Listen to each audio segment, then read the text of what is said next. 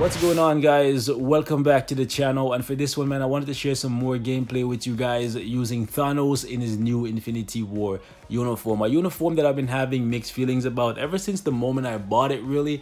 And because of that, I've been using it in virtually any and all game modes that will allow me to use it, because I'm hoping that the more I use it, the more I'll grow to love it. And so far, that's been the case. It's impressing me, but I'm still feeling some type of way because I wanted so much more out of it. But nonetheless, today I was actually able to complete something that I was never able to do with the base kit nor with the Secret War uniform, and that is actually complete a solo on floor 29. Okay, was never able to do it in this uniform with the exact same build, but with this uniform now, because of how much faster he's able to dish out damage, I can actually clear it.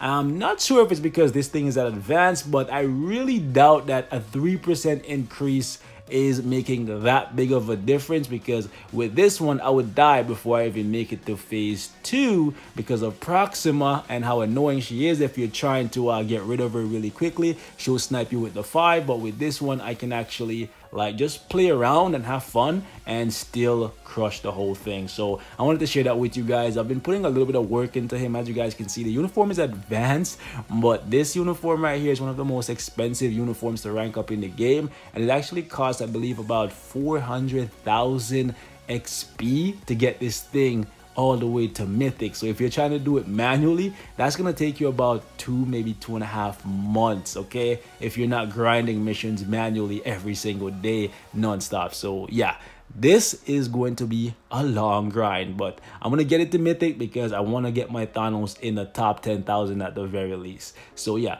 as you guys can see for the build, this is what it looks like right now. A lot of work that needs to be done here, but we'll get there over time. As you can see, 116 for attack speed, 51% for critical rate, 182 for critical damage, 49% for ignore defense, and 50% for reduced cooldown duration.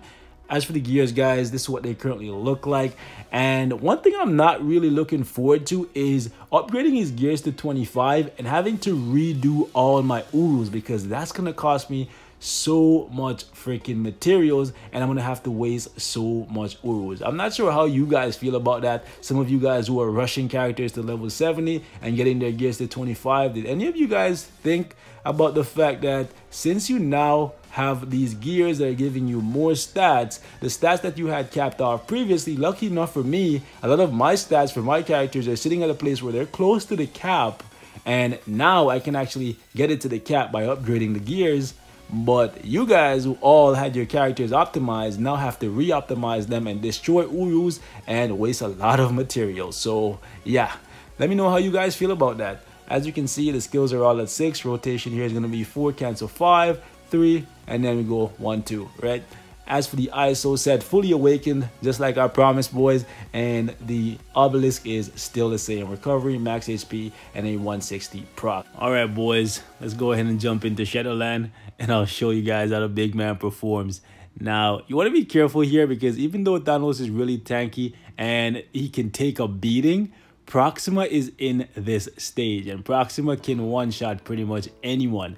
Doesn't matter, because Thanos in this uniform, although he's getting a massive buff to his damage and his survivability is mostly geared towards dealing with heroes, right? So in this stage, when you're up against all supervillains, he's losing 30% of that, okay? So keep that in mind and try to bounce back and forth between iframes and don't give them any opportunity. Black Dwarf is always gonna die first, obviously, because he's the scrub of the group.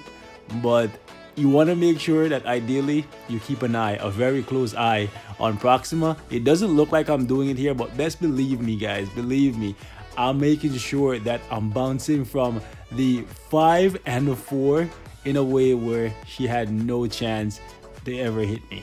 Otherwise, she could literally one-shot me. But as you guys can see, man, the big man is dishing it out, guys. This is like the easiest phase. Like seriously, you would think that with Thanos here, the likelihood of you losing is very, very high. But to be honest, I've never once with any character I've ever used, like on floor 29 to try and solo it, I've never made it past the first phase and struggle on the second phase. Like, I don't know if it's just me. Let me know your thoughts, guys, because I just feel like this phase, even though you have Ebony here who likes to hide in iframes and you have Thanos who can also hide in iframes, I find that Proxima is significantly more difficult to deal with because all she has to do is just catch you in one small gap, one small instant, and just hit you with that 5 and your ass is toast. Whereas with these guys, all you really gotta do is just stay on them and they'll die. But yeah, as you can see, man, the clear time is not the best, so I still need to invest a lot more into my Thanos, but I'm really happy that I can finally clear this floor with him, because without his uniform, I couldn't do it. With his Secret War uniform, I was struggling mightily. But that is it for this one, guys. Thank you so much for watching. Let me know what your thoughts are, and I'll see you guys in the next one. Peace and love, and I'm gone.